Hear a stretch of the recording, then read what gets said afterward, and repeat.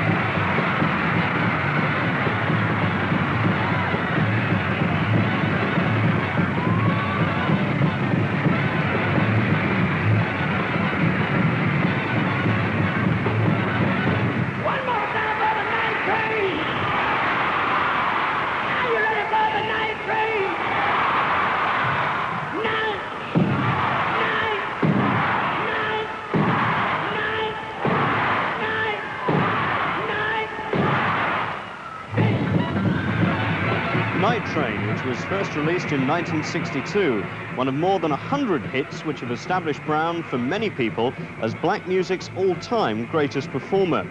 But Brown is also a controversial figure, a champion of the underprivileged, who's nonetheless supported both Presidents Reagan and Nixon, and an uncompromising enemy of the less scrupulous factions of the music industry.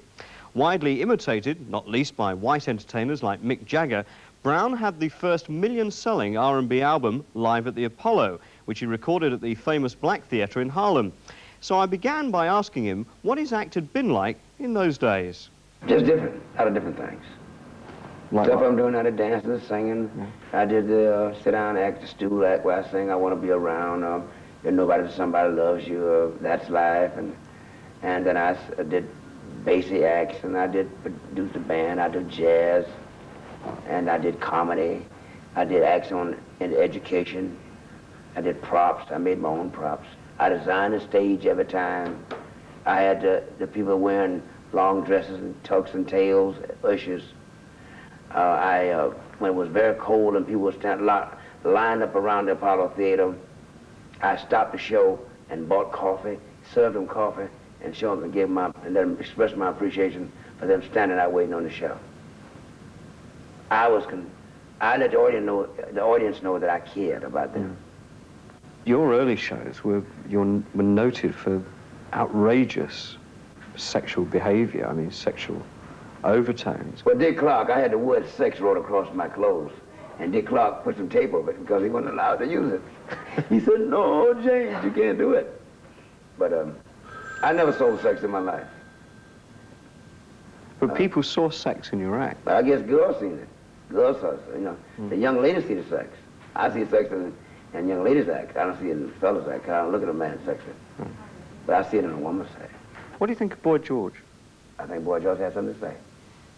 And he's doing a great job at it, and I like what he's doing. And he believes in himself. I like him a lot. And he even sit down and talk sense to him. At least he can hold a conversation. And most of the other acts can't even hold a conversation. I like Boy George a lot.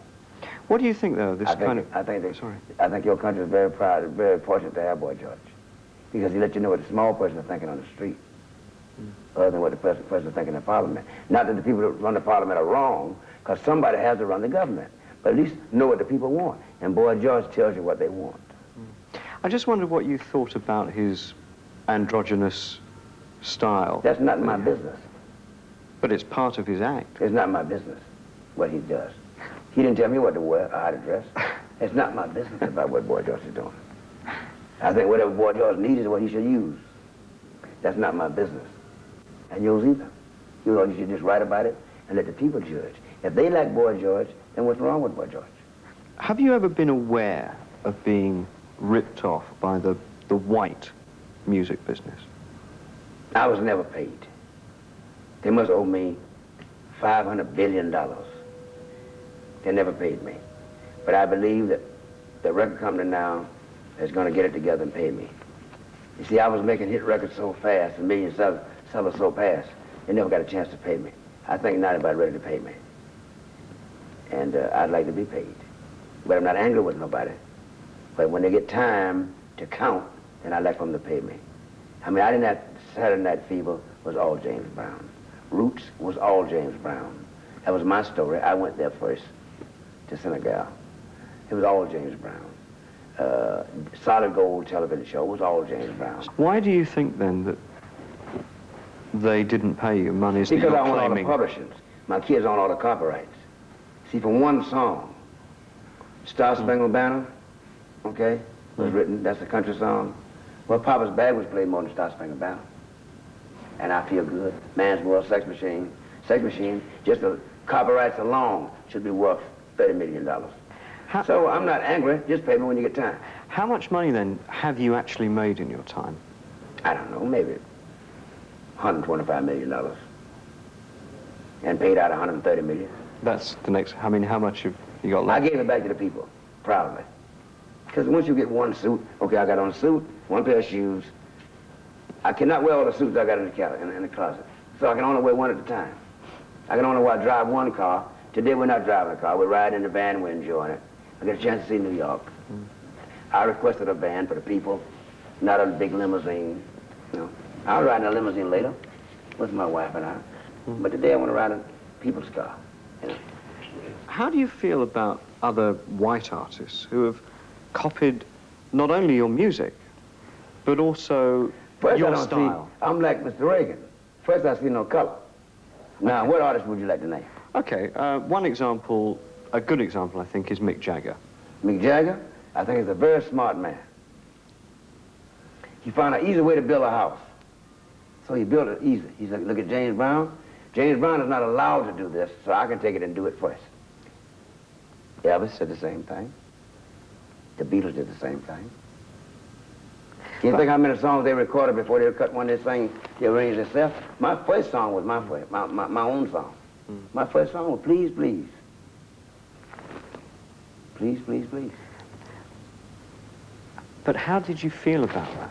How did I feel about it? Yeah. Were Thank you you. flattered? I was thank you. I thank you.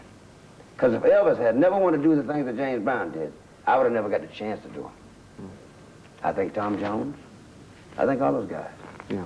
And I think they thank me because I gave them something to do with God's help. Is it not true, James, that when there were problems in the ghettos, that you used to get regular phone calls? You know, come and help us out, there's a problem. I and you still used to get go the calls today.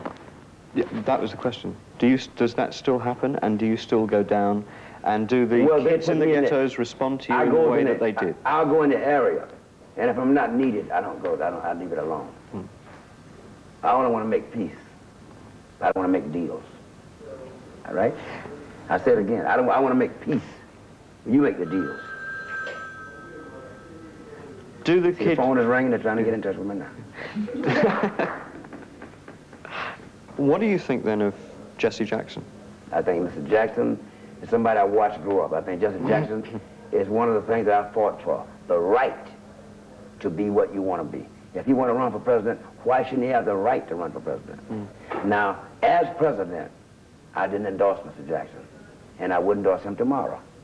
But I still endorse the right to do what he's doing. You understand? I don't believe in a man coming from the street and being the president, because that don't make sense. Would you let Mr. Jackson work on your car? Then why let him be your president? Why haven't you become a politician yourself? I could be president because I would get qualified people. And I would be briefed of different things before I do it. And I'm abreast on world figures. I could have ran for president and made more sense than most people.